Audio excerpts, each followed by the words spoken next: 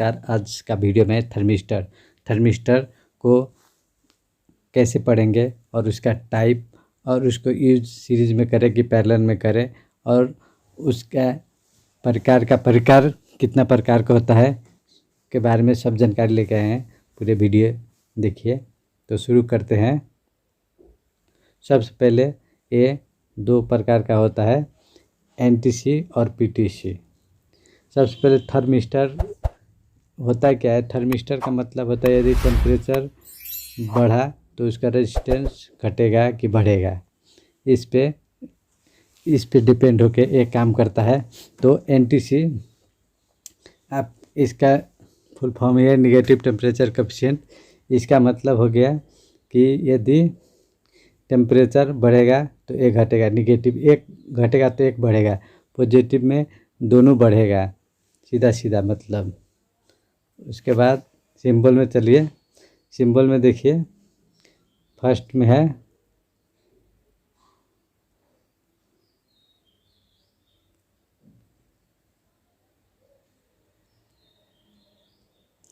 देखिए ये एनटीसी का है और इधर पीटीसी का है। फ़र्क क्या है? तो देखिए यहाँ पर एनटीसी में टी दे के निगेटिव दिया हुआ है, इसमें प्लस दिया हुआ है। और ये वायरिस्टर में सेम सिंबल था लेकिन यहाँ पर ऐसा एरो था, तो वो हो गया वायरिस्टर, ये हो गया थर्मिस्टर। और इसमें देखिए ये भी सिंबल है। एनटीसी का मतलब हो गया एक बढ़ रहा है तो एक घट रहा है, एक बढ़ेगा तो एक घटेगा। मतलब टेम्परेचर यदि बढ़ेगा तो रेजिस्टेंस घटेगा, वैसा ही इसका साइन भी दिखा रहा है।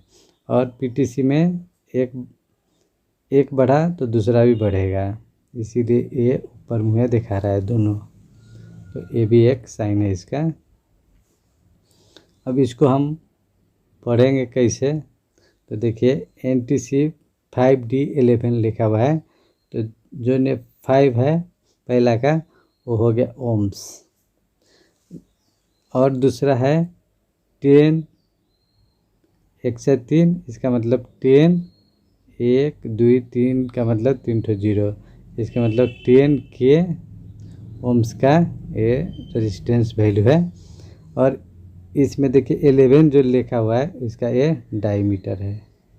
तो इसमें डायमीटर आपका चार्ट में मिल जाएगा कि कितना का होता है, कौन कंपनी अनुसार से ये फ़र्क होता है। इसीलिए 10 3 लिखा हुआ है, एक मतलब 10 किलो ओम्स का है। तो इसका टेस्ट आप कीजिएगा, तो ये नॉर्मल कंडीशन में 5 लिखा हुआ है तो ये 5 ओम्स दिखाएगा, ये 10 किलो ओम्स दिखाएगा यदि रेजिस्टेंस वैल्यू में चेक करेंगे। तो दूसरा भी मेथड है चेक करने का, वो क्या है? इसमें आप हीट दीजिएगा, सलाई डाल के दीजिए, चाहे आप सोल्डिंग आयरन उसे हीट यहाँ पे सटाइए, तो आपका ए ओम्स का वैल्यू घटेगा। इसमें 5 ओम्स का है तो 0 ओम्स तक जाएगा। ये 10 के का है, ये भी 0 जाएगा जब आप इसको हीट करेंगे तो, और छोड़ देंगे तो ये अपना वैल्यू पर चला जाएगा। ऐसे हम चेक करते हैं इसको। अभी इसमें वही बात लिखा है कि एनटीसी क्या है और पीटीसी क्या है।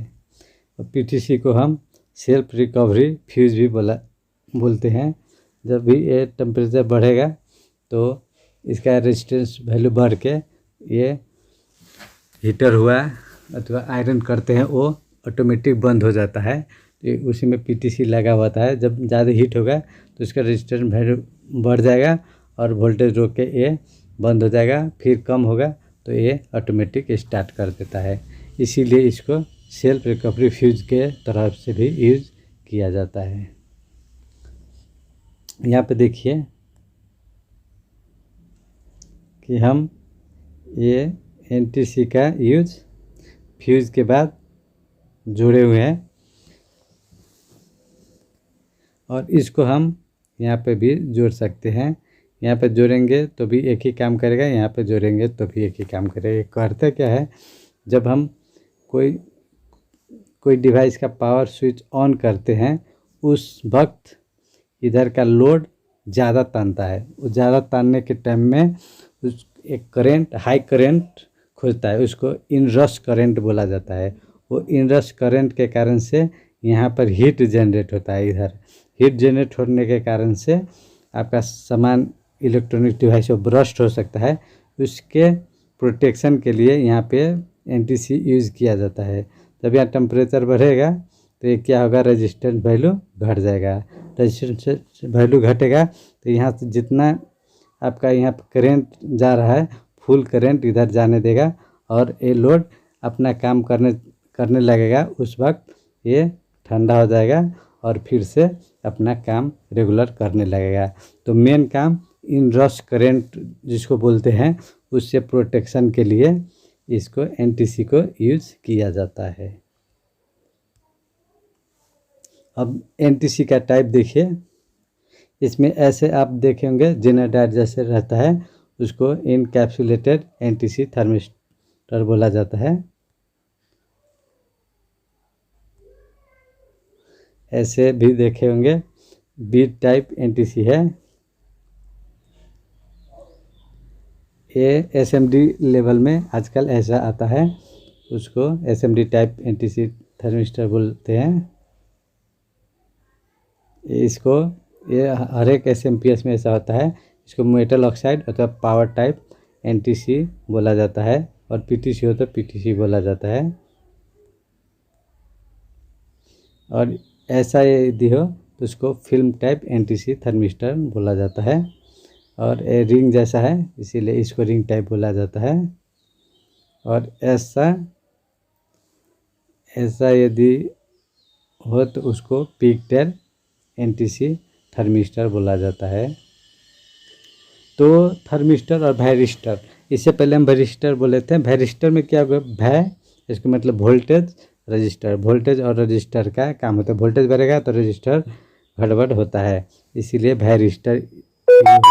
और थर्मिस्टर में क्या हुआ, टेम्परेचर, टेम्परेचर का काम होता है।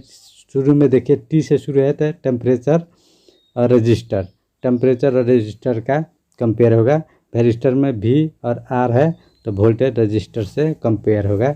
ऐसे हम फर्क छुटिया सकते हैं।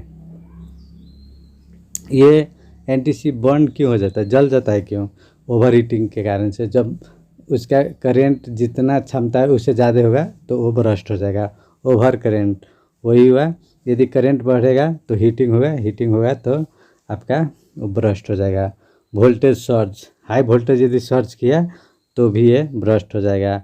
मैकेनिकल स्ट्रेस के कारण से भी आपका एनटीसी चला जाता है। मतलब आपको किधर शॉर्ट ऐसा उधर करिएगा, कोई चीज़ शॉर्ट होगा तो ये बर्स्ट हो जाएगा। एज, इसका मतलब इसका लाइफ टाइम होता है 2 वर्ष 4 वर्ष। यदि उसे ज़्यादा यूज करेंगे तो ये अपने आप ये बर्स्ट हो जाएगा। थैंक यू वीडियो देखने के लिए।